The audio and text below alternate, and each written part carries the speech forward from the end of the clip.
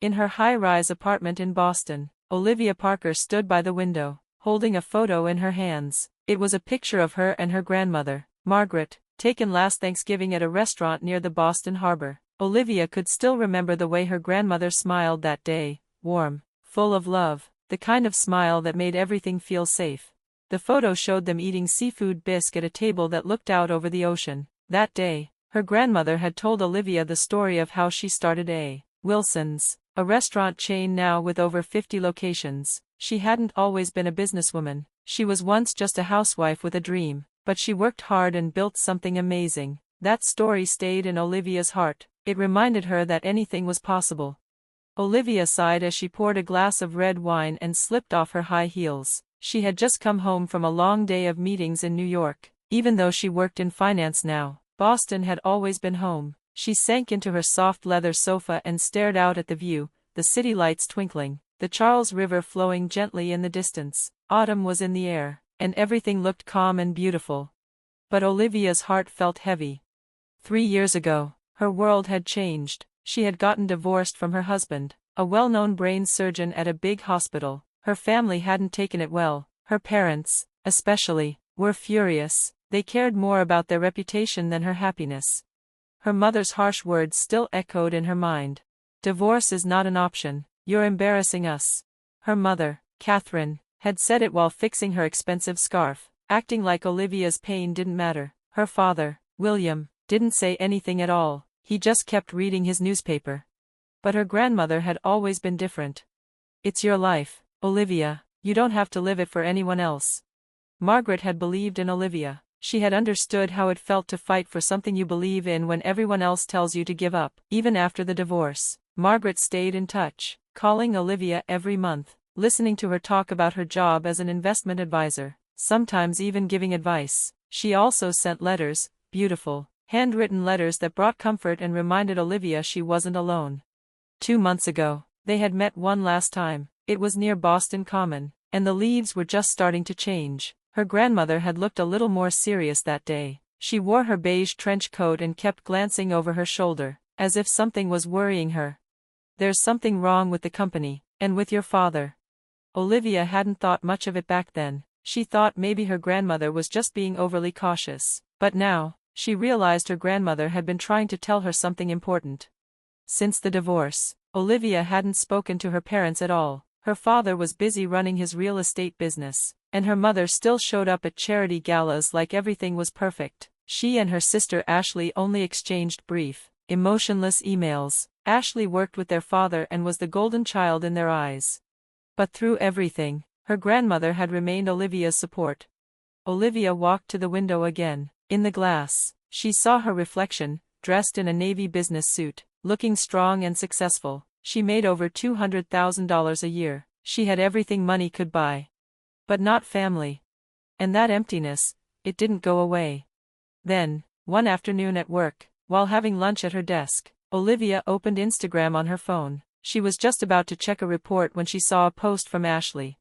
"In loving memory of our beloved grandmother, Margaret." Olivia's heart dropped.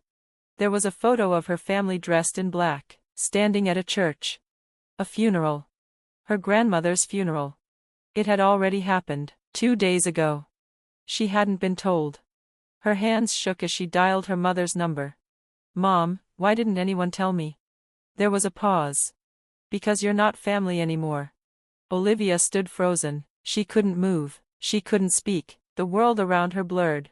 Later, at work, a concerned coworker asked if she was okay, but Olivia couldn't respond. All she could see in her mind was that last meeting, her grandmother's serious face, her warning. She left work early and took a taxi home. Tears ran down her cheeks the entire way. When she got home, the doorman stopped her. "Miss Parker, a letter came for you 2 days ago."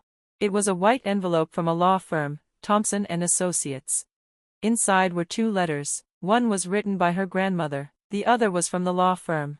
She opened the handwritten one first. "My dear Olivia. If you're reading this, it means I'm no longer with you, and I'm sure your parents didn't tell you about the funeral. I'm sorry, but this was part of the plan. There's something wrong happening at the company. Your father is trying to take control by buying out board members and forcing me to step down. I have proof. And I've given it all to you. The law firm's letter said the same thing. Her grandmother had legally transferred the majority of A. Wilson's shares to Olivia. It was already done. Stunned, Olivia called the lawyer, James Thompson. He told her everything had been arranged carefully, and that the real funeral was the next day at Mount Auburn Cemetery. Your grandmother believed in you. She trusted you to be there. That night, Olivia read the letter over and over. She took out the black dress her grandmother had given her last Christmas, a custom Chanel gown. She knew what she had to do. The next morning, fog covered the cemetery as she arrived in her Tesla. People had already gathered, her parents, her sister, board members, employees. When Olivia stepped out of the car, every head turned. Her parents looked shocked. Ashley's face was unreadable. Olivia walked toward the front row, where close family sat. Her father stood up to stop her. You don't belong here. But Mr. Thompson stepped forward. She has every right to be here. Margaret made her the heir. William's face turned red. I'm the head of this family. Not anymore, the lawyer said firmly. Then he addressed the crowd. Margaret Wilson left everything, her company, her shares, and her legacy, to Olivia Parker. Gasps filled the room. Catherine cried out. That's not true, she promised us. Mr. Thompson cut her off. She knew about the lies, the bribery, the plans to claim she was unstable, and she left evidence. The chapel went quiet. Then Olivia stepped forward. She pulled out her grandmother's final letter and read it aloud. Her voice shook, but she kept going. To my beloved family. Now that I'm gone, the truth must be told. I built A. Wilson's with my own hands, for my family and for our employees. But William, you tried to steal it to cover up your own failures. Catherine, you helped him for the sake of your reputation. But Olivia is different. She is honest, capable, and kind. She can lead this company into the future. Ashley, I believe in you too. I hope you'll join your sister and walk a new path. William, Catherine, this is not revenge. This is protection, for our legacy, for the people we serve. Olivia, my dear, take the lead. I believe in you. With love, Margaret Wilson. When Olivia finished reading, the room was silent. She stood tall, no longer ignored, no longer the black sheep. She was Margaret Wilson's chosen successor. And she was ready. The chapel was quiet, so quiet that you could hear people breathing. The air felt heavy with emotion. Tears streamed down the faces of longtime employees, people who had worked at Wilson's Coffee for decades. It wasn't just grief, it was something deeper, sadness mixed with anxiety, confusion, and the weight of the unknown. Suddenly, a voice broke the silence. It was William Parker. His voice trembled, not from sadness, but from anger. This will isn't valid, he shouted. I have lawyers who'll fight this. Before he could finish, another voice cut through the air. Mr. William Parker. Everyone turned around to see a man walking briskly down the aisle, holding up an FBI badge. You are under arrest for securities fraud and embezzlement of corporate funds. Gasps rippled through the room. Catherine Parker screamed in disbelief, but the sharp metallic sound of handcuffs clicking into place drowned out her voice. William's head was lowered as agents led him away. At the front, Olivia stood tall, but her sister, Ashley, looked shaken. Slowly, she walked toward Olivia, her voice trembling. Dad and Mom never told me anything, but I noticed weird things in the company finances over the past few months. I didn't know what to think. Olivia gently wrapped her arms around her sister. I know, she whispered. It's okay, Ashley, I believe you. Suddenly, someone started clapping. Everyone turned to the back of the chapel. It was Rose Martinez, a 78-year-old woman who had worked at Wilson's since the beginning, back when Olivia's grandmother, Margaret Wilson, first opened the doors. Rose's eyes were red with tears, but she was smiling proudly.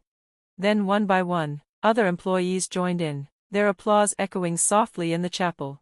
Rose stepped forward and said warmly, Margaret always told us, Wilson's real value is in people's hearts. Miss Olivia, we're with you.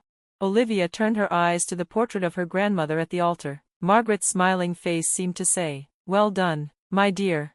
The rest of the funeral went on with quiet dignity, but in truth, it wasn't just a goodbye, it was the beginning of something new. That evening, after everyone had left, Olivia walked alone to the grave and placed a single white lily. Grandmother, she whispered, I promise I'll protect everything you worked so hard to build. Autumn leaves danced in the chilly Boston wind. A week had passed since the funeral. Olivia now spent her days on the top floor of Wilson's headquarters, surrounded by stacks of files and reports. Each day brought more truth to light, some of it shocking. Ashley entered the office, no longer unsure of herself. She placed a file on Olivia's desk. These are the records from the last 5 years, she said. Olivia opened the file and scanned the documents. It looks like the trouble started with the Court District redevelopment project, she murmured. Outside the window, the district's glass towers gleamed where warehouses once stood. Ashley nodded. Dad put all his money into that project, but when interest rates spiked in 2022, the whole thing stalled. To cover the loss, he began taking money from Wilson's accounts. Just then, Sarah Henderson from the audit team entered with new findings. Miss Parker, we've uncovered some serious things. William Parker gave $2 million in bribes to board members, money taken from hidden company funds. A chart lit up on the screen showing how the money had moved around. Even the financial experts in the room looked shocked. Olivia's voice dropped. He used the Father Ollie Family Foundation. He even touched church donations. She found her mother's signature on several suspicious transfers. Catherine had helped funnel money to protect her social standing at Trinity Church, where she was an honorary donor. Later that day, Olivia invited Rose Martinez for lunch and gently asked, "Did you know anything about what was going on?" Rose hesitated, then pulled out an old notebook. Her hands trembled slightly as she opened it.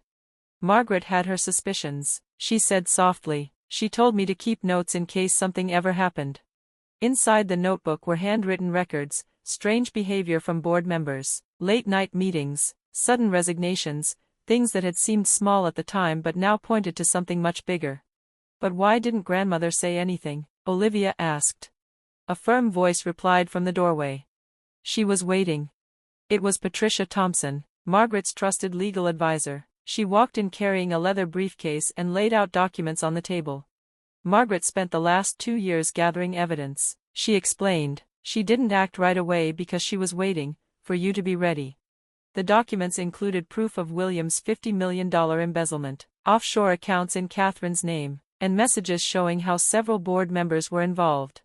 Even Dr. James Sullivan was in on it, Ashley said suddenly, looking at a new document. Dad's friend, and grandmother's doctor? Patricia nodded. They tried to have Margaret declared mentally unfit. They were going to fake medical records. Everyone in the room went quiet. The sun was beginning to set outside, casting long orange streaks through the window. Olivia stood up. It's time, she said. We're calling a board meeting, and this time, the truth comes out, every bit of it. The next morning, the boardroom was full. Tension filled the air as Olivia stood at the head of the long table. She wore a sharp navy suit, and her voice was calm but firm. Starting today, Wilson's board will be completely restructured, she announced. Some directors shifted in their seats, but no one objected. 2 FBI agents stood quietly at the corners of the room. We're welcoming new members, Dr. Elizabeth Warren from Boston Business School, Mr. Robert Chon, a respected restaurant expert, and myself. The doors opened, and an older woman walked in, Victoria Astor, a close friend of Margaret's and director of the Boston Museum of Fine Arts. I was Margaret's friend for many years, she said, and I will help carry out her vision.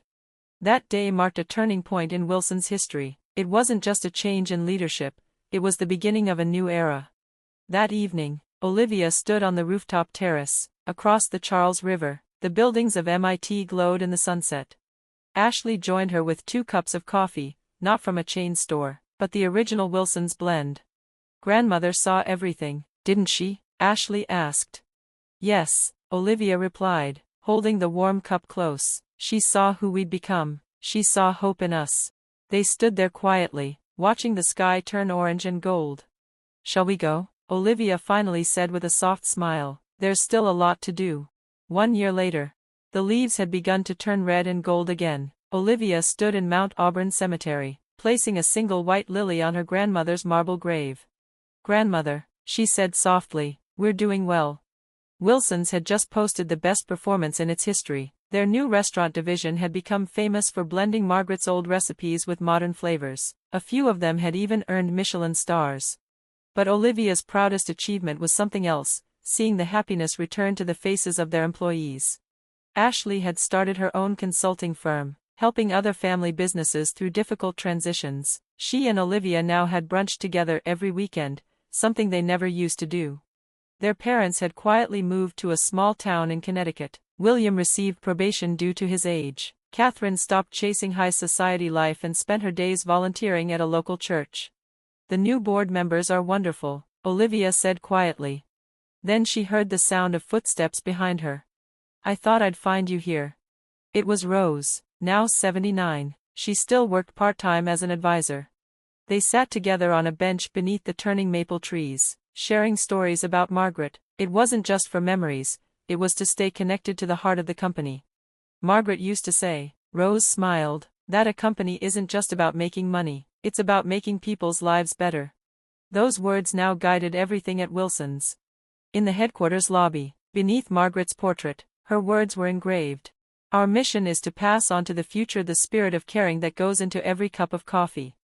As the sun began to set, Olivia stood once more before the headstone. "Grandmother," she whispered, "I'll keep protecting everything you loved." The setting sun bathed the grave in soft red light. It felt as if Margaret was smiling. Overhead, a white bird soared through the sky. The company had rediscovered its purpose. The family had healed in a new way, and as Olivia walked to her car, she knew this wasn't the end. It was only the beginning of the next chapter.